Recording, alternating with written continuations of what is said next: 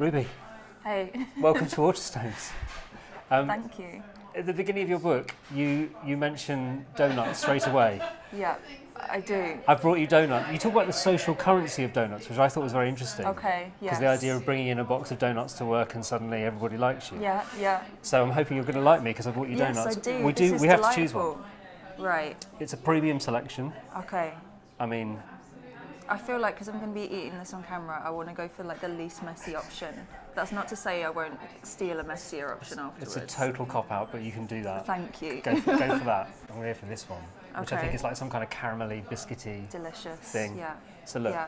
I'm going to take a bite because we're going to have to go for it. Okay. Oh.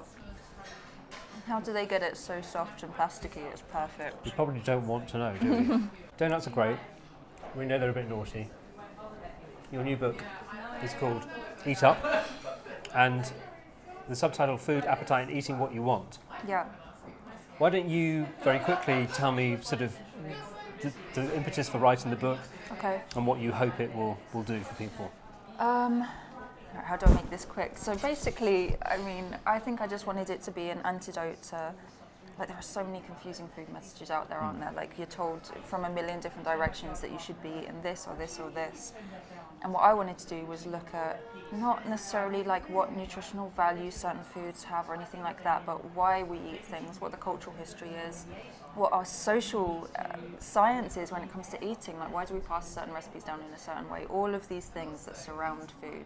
So that is basically it. It's everything that happens just off the edge of the plate. People quite often say that to me, like, you've done this book, but I've got you here. What if people only ate jelly babies? And it's like, yeah, you'd die. Like, it's not a good idea. I don't want people to eating what you want. For me, it's not a permission to just absolutely binge until you keel over. Like, that is absolutely not what I want for people. What I want is for people to, have a craving for something and to be like, do I really fancy a jerky potato today? I do. Like, I'm going to have it without thinking, I better consult that recipe book first to see if potatoes are allowed. Do you know what I mean? It's having a little bit of faith in your own body, this regulatory system that you've got, your appetite and all of the tastes you have, and following them as best you can. I think we've lost touch with our own cravings and our own desires, and our body has all sorts of weird and wonderful ways of telling us what we need, and also ways of reacting when we eat something that doesn't feel right.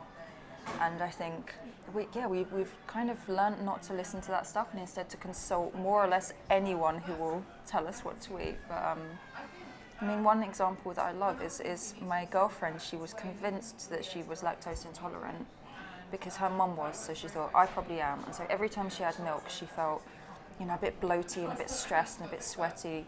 And then when we went to Italy, and because she was having such a wonderful time in the sunshine, she had cappuccinos every day. She had ice cream all the time, like constantly. And it turns out that this whole thing was a stress-related thing, because your mind is synced up with your gut in a certain way. So it's definitely about getting to the bottom of what makes you actually feel good.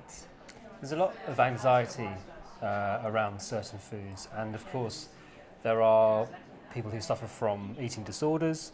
All of the eating disorders seem to me to be slightly different, and you say in the book that you yourself had an undiagnosed condition, but you suspect it was something like bulimia. Yeah. And that you acknowledge that everyone sort of suffers things like that slightly differently. So in terms of finding out what it is that is the problem, it's quite individual. Yeah. Is that part of the reason why we don't have a sort of one-size-fits-all, this is the problem, this is what causes bulimia, this is what causes anorexia?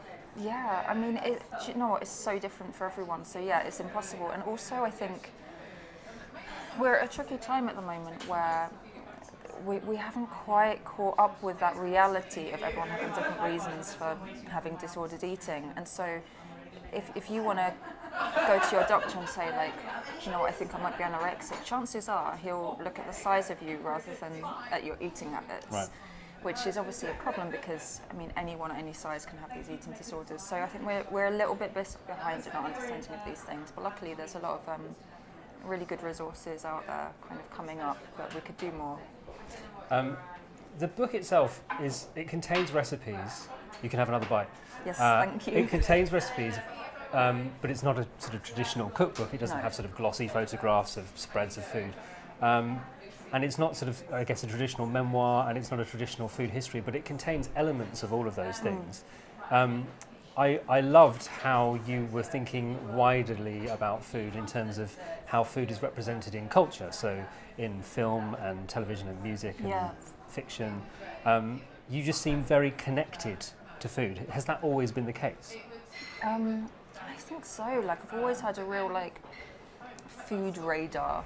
So you know, if ever there was a scene in a film that had food, that'd be the one I paused on. And I've just always been interested in it. And also I think that within the arts and culture, food so often stands as a metaphor for other things.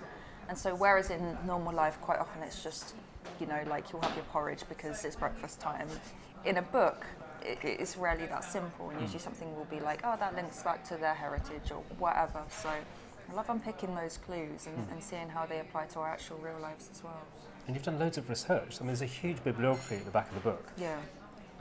Was part of that to do with arming yourself with the facts? Because in many ways it's a manifesto. You're sort of making some quite bold statements about food, and there's a lot of scientific research in there to sort of go, don't be coming at me with your rubbish argument because I've got some facts here. Was it sort of arming yourself, or were you just sort of genuinely interested in doing that kind of research? I think, to be honest, I think for the most part I was just interested, and also it's funny because it comes across as a radical manifesto or whatever, but actually nothing that I'm saying in there is particularly innovative. No. Like, I'd be the first to say that. All I'm saying is, you know, eat what makes you feel good, like follow the cues that your body and mind give you, and take an interest in the world around you.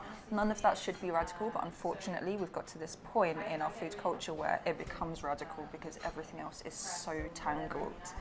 So that's it's a funny bit thing about it. But as for the research, I just loved it. I just watched music videos and I read scientific journals, and I plucked all these bits from all over just because they were interesting to me. Food is such an animal thing, isn't it? You're literally taking a bit of the world and you're putting it in your mouth and you're chewing it up, and it's mixing with spit and it goes into your gut, and then you don't know what happens next, you know? Like, it's very animal, it's very visceral, and you can see why we, you know, enlightened people would like to think that that's not part of our self-concept. You know, we're better than that, we're more enlightened than that. So I think we try and draw lines to make ourselves a little bit less animal. I think we do it with sex, I think we do it with food. Right. We make these rules and these systems so that it's not just us feasting at the trough, you know.